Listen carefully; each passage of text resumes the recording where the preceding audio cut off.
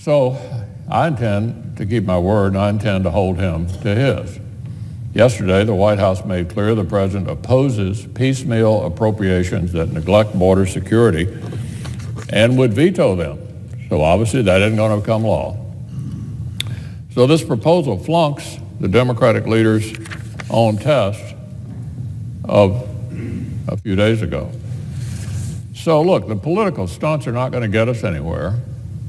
Senate Democrats should stop blocking the Senate from taking up other urgent matters, like the pending bills concerning Israel and the Syrian civil war.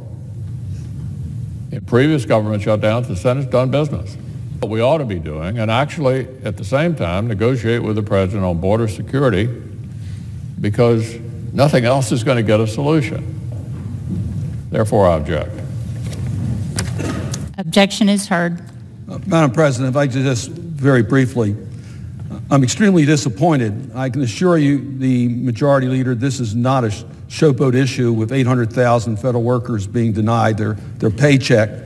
The last time I checked the Constitution, we are a co-equal branch of government, and we should act as a co-equal branch of government and pass legislation that's overwhelmingly supported by this body. Majority Leader. Colleagues on the Democratic side of the aisle apparently pledged to oppose proceeding to other important bills. We've experienced that, at least to this point, during this government shutdown, even though there's no precedent for that. All but four yesterday voted against the motion to proceed to S1, and I'm assuming we'll vote against it again this afternoon.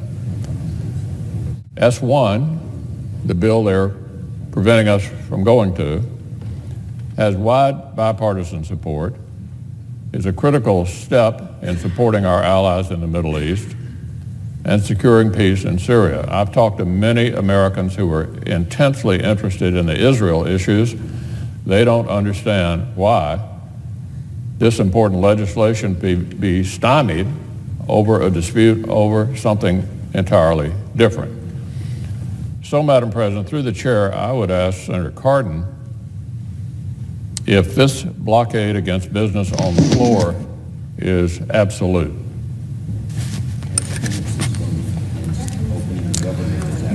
Madam Without President, objection, the senator from Maryland may respond. I might return the question, ask the distinguished majority leader whether his objections to reopening government with action we've already taken previously is absolute.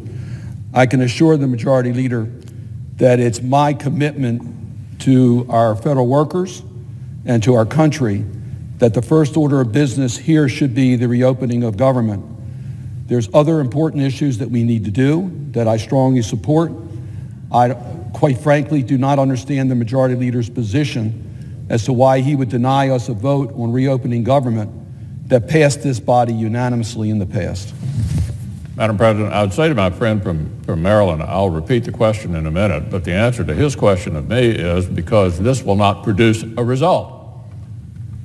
It's been perfectly clear that the only way to produce this result is for the President, the Speaker of the House, and the Minority Leader to agree, because we need votes from Democrats, both in the Senate and the House, in order to pass a measure that the President will sign.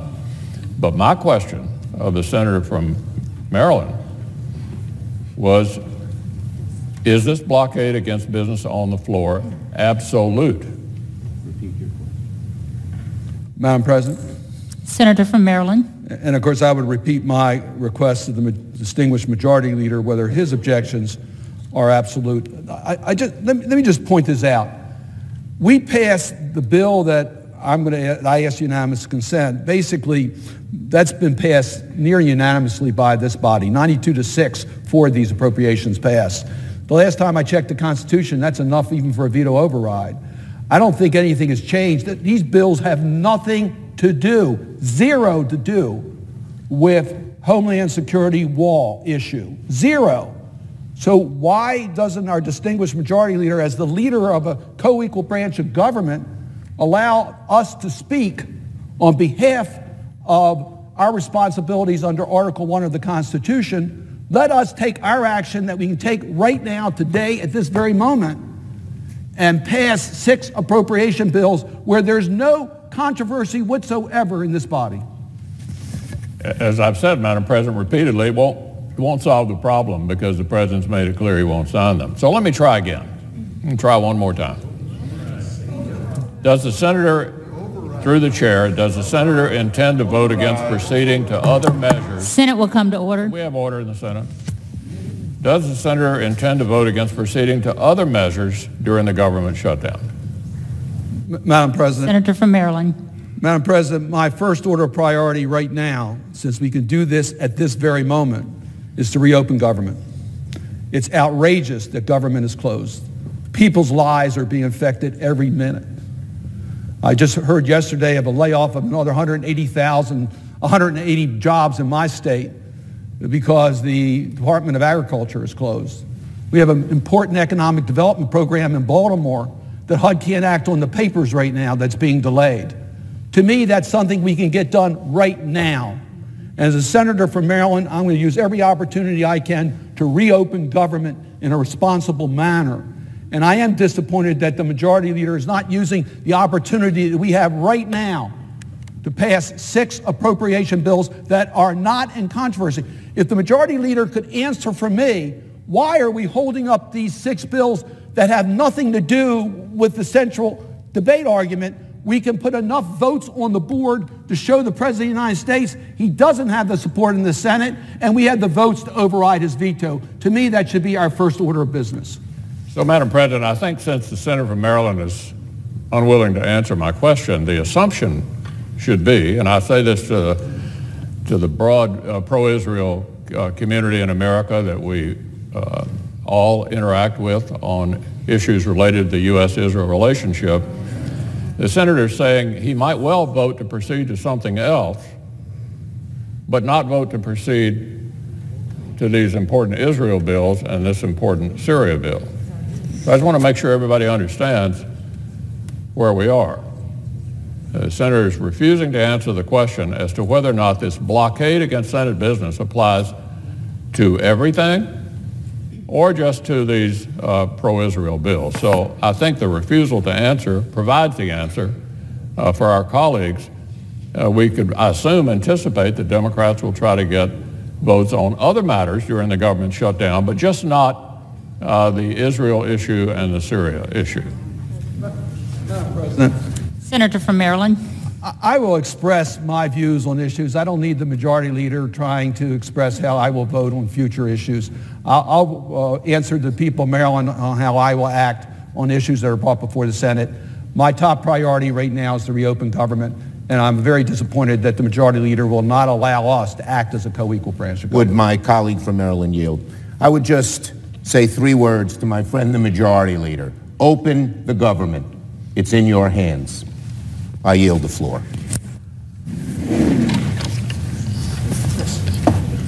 So, Madam President, I ask unanimously. Through the chair, I have a question of Senator Van Hollen.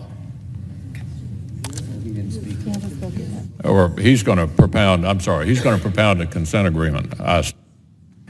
Thank you, Mr. President, Madam President. Senator from Maryland. Madam President, I think we all know that the Constitution of the United States under Article 1 says that the Senate and the House of the United States are separate and co-equal branches of government with the executive branch. We are now seeing more and more Americans hurt every day by the government shutdown, Americans losing access to services. We just saw that the Food and Drug Administration has stopped routine food safety inspections of seafood. We just saw that the EPA has halted one of the federal government's most important public health activities, the inspection of federal factories, power plants, oil refineries, water treatment plants. 800,000 federal employees are not getting paid. Hundreds of thousands of them are going to work every day, including at our border, protecting our border, not getting paid. Hundreds of thousands more have been locked out of work.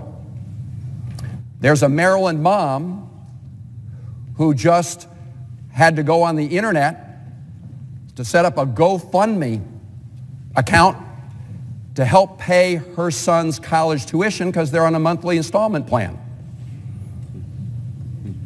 I talked to the head of a community college in Maryland just the other day. I went to see her, asked how were things. The first thing she told me, her phone had been ringing off the hook all morning because the parents of students of the community college weren't going to be able to make their monthly installment payments.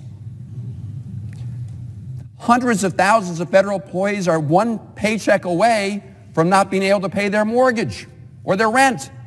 And tomorrow, hundreds of thousands of them are not going to get a paycheck. So to the majority leader, I would just say, we should not be contracting out our constitutional responsibilities to any president. Certainly not a president who said he's proud to shut down the government of the United States. There's nothing to be proud of in denying important services and putting 800,000 people without a paycheck. I don't think any of us should be proud of that. And we shouldn't be contracting out our responsibilities to the President of the United States. We should vote on these measures that we've already voted for. Senator Cardin just asked us to vote on this at the Senate desk. It's been supported in various ways by a bipartisan majority right here in the United States Senate. I have in my hand H.J. Res 1. This is also on the Senate calendar. It is identical with respect to the Department of Homeland Security as the measure that this Senate passed just a few weeks ago. Let's reopen the Department of Homeland Security at current funding levels till February 8th. In fact, if I recall, that was the majority leader's legislation. We passed it overwhelmingly here on a bipartisan vote. The House, 1 week ago, as their first order of business, they passed this bill and the bill that Senator Cardin asked us to vote on. This bill to open up the Department of Homeland Security as we negotiate the issue of border security, and there is no dispute over whether or not we need border security. Of course we need secure borders. The issue is over the most effective and smart way to accomplish that. And so now this bill is right back in our possession. It's on the calendar. And the question is, why are our colleagues on the Republican side refusing to allow a vote on the very bill they proposed in this body just a few weeks ago? And how can you justify to the American people that you're not going to vote on something you yourself proposed as the first order of business here in the United States Senate when people are losing those services, losing public safety protections, and 800,000 federal employees are not being paid? So, Madam President, I ask unanimous consent that the Senate proceed to the immediate consideration of calendar number 6, H.J. Res 1, making further continuing appropriations for the Department of Homeland Security. I further ask that the joint resolution be considered read a third time and passed, and the motion to reconsider be considered made and laid upon the table with no intervening action or debate. Is there objection? Object. Madam President. Objection is heard. I'll not prolong this because I know a lot of my Democrat colleagues are on the floor and may want to speak. But there are two shutdowns going on here.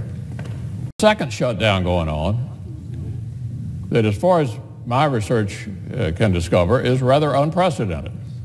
The Senate itself is being shut down because of our colleagues on the other side refusal to do business here in the Senate during this period. There's no precedent for that. There's no reason for that. We're all here. And the bill that they're refusing to let us get on relates to Israel, our great friend Israel, and addresses the atrocities that have been occurring in Syria. And I'm having a hard time understanding why the Senate should be shut down as well as the government. We're all here. In fact, attendance looks pretty good. And I don't know why we can't process bills that the vast majority of us support. I had hoped to pass all of these bills at the end of last session. We had some last-minute objections. And yeah, I would say they were on our side, and so we were unable to do it. But the vast majority of members of the Senate do want to process these bills. So I would hope, no matter how you view the government shutdown, that there's no real significant reason to shut down the Senate. I yield the floor. President? Madam President? Senator from Maryland. We're clearly not shut down. We're all here. I would say to the majority leader, if you go to a lot of federal agencies right now, no one's there. They are shut down. They can't do the work of the American people, which is why the FDA is no longer doing important food inspections on seafood. It's why the EPA is not being able to inspect major polluters to protect the public health. We're open. All we're saying is we want our first order of business to be to also open the 8 of 9 federal departments who have nothing to do with a wall or border security. The EPA's work has nothing to do with a wall. The work that FDA does on food inspection has nothing to do with a wall. So pass the measures that have already been agreed to here in the United States Senate on a bipartisan basis. Open those 8 of 9 departments at funding levels that the Senate supported to the end of the fiscal year. And then with the Department of Homeland Security, do exactly what the majority leader proposed right here, in which we supported just a few weeks ago. So we can work with the president. I mean, he walked out the other day, but we'd like to work with the president to resolve that. What we're saying is we are open, and we want to focus on the urgent business of reopening the rest of the federal government, both to provide the American people with the services that they've paid for and to make sure that federal employees don't go without paychecks. And I will tell you, your phones will all be ringing off the hook tomorrow when federal employees begin to miss that first paycheck. I will tell you, GS2s, GS3s in the federal government, they are one paycheck away from not being able to pay their bills. And on top of that, you've got small businesses all over the country. I've heard from my Republican colleagues, small businesses that contract with the federal government, they are being squeezed. One in the state of Maryland, nonprofit small business, laid off 173 people just yesterday. And the federal contractors' employees, they're not coming to work, they're shut out, and they're not getting paid. So this is having an increasingly harmful effect every day on people throughout the country. And we have it in our power today to vote on bills we've already voted for in the United States Senate on a bipartisan basis to reopen. We should not be accomplices to the shutdown the president said he would be proud of. We should say today we're proud to cast our first vote, as the House did, to reopen the federal government and get people back to work. Morning business is closed under the